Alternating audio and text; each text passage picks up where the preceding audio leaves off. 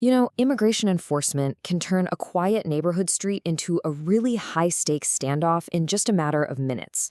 But what if there was a way to de-escalate these incredibly tense situations before they spiral out of control?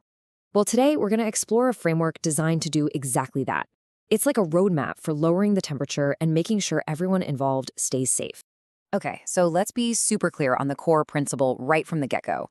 This framework, it isn't about taking a side in some big political debate. Nope. It's about one thing and one thing only: creating a situation where the safety of every single person, from the officers to the residents to the protesters, is the absolute #1 priority. So why is a framework like this so critical right now? Well, because these street-level enforcement actions can become a pressure cooker in an instant. All these national policy disputes suddenly spill out into our neighborhoods, and what you get are these volatile lose-lose situations where the risk of someone getting hurt just skyrockets for everyone. And a huge part of what fuels that fire, it's the language we use. On the left, you see this highly charged, inflammatory kind of talk. And look, these aren't just words.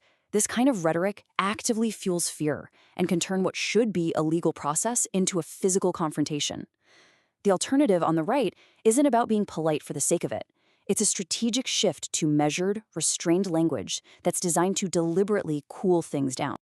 Okay, so we've kind of laid out the problem, but what can be done right now, in the heat of the moment? This next section breaks down some immediate, actionable steps to lower the temperature right at the point of contact.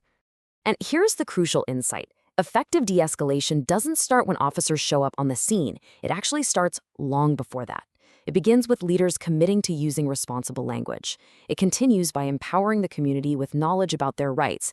And critically, it involves protest organizers and police sitting down and agreeing on ground rules beforehand, which replaces chaos with some level of predictability. And this is what that public education piece really looks like in practice. These aren't just abstract legal ideas. They are simple, critical facts. For example, just knowing that an administrative warrant doesn't allow forced entry, but a judicial warrant signed by a judge does, that's a total game changer. That one piece of information, or knowing you have the right to remain silent, can stop a simple misunderstanding from blowing up into a dangerous confrontation. All right, so changing the words we use is a huge first step. But now let's look at changing the actions. This section gets into the nitty-gritty of reforming the actual mechanics of enforcement operations, all designed to fundamentally reduce risk from the ground up. Really, this is all about making enforcement smarter and a whole lot safer. So how do you do that? Well, by using low-profile operations, you avoid creating a public spectacle. You surgically focus on high-priority individuals, instead of doing broad sweeps that can cause panic across a whole community. And, crucially, you mandate things like body cameras and independent investigations to build the kind of accountability that's absolutely essential for trust. And you'll notice the balance here. The framework is really insistent that safety is not a zero-sum game. It lays out protections for protesters, like safe corridors, while also protecting officers by swiftly prosecuting assault. The core idea is simple. A threat against anyone in the community needs to be treated with the exact same level of seriousness. These immediate steps are vital for, let's say, stopping the bleeding. But to prevent that pressure from just building up again and again, the framework proposes some bigger, systemic fixes. The ultimate goal? To move these conflicts off the streets and into more constructive places, like courtrooms and hearing rooms. This is the long game. Instead of fighting it out block by block, the framework calls for bringing everyone to the table. Advocacy groups, law enforcement, city officials, everyone. At the same time, it pushes to speed up the court process to get faster legal clarity. And it urges Congress to step in and write clearer laws. The point is to resolve these issues with gavels and votes, not with standoffs on the sidewalk. Of course, lasting solutions also have to be built from the ground up, right there at the community level. That means doing things like embedding liaison officers to open up permanent lines of communication.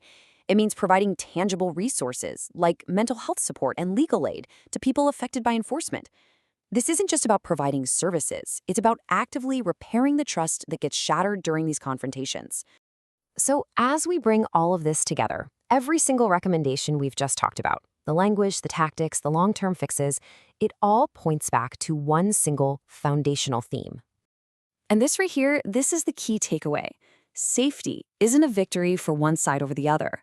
According to this framework, it's the essential groundwork, the non-negotiable foundation. Without it, civil debate is pretty much impossible. It's the platform on which a functioning, lawful, and humane society really has to be built. And that leaves us with a pretty critical question. This framework provides a map, but the journey itself requires action. So, what does building that foundation of safety truly require? Not just from our leaders or our institutions, but from each and every one of us, right in our own communities.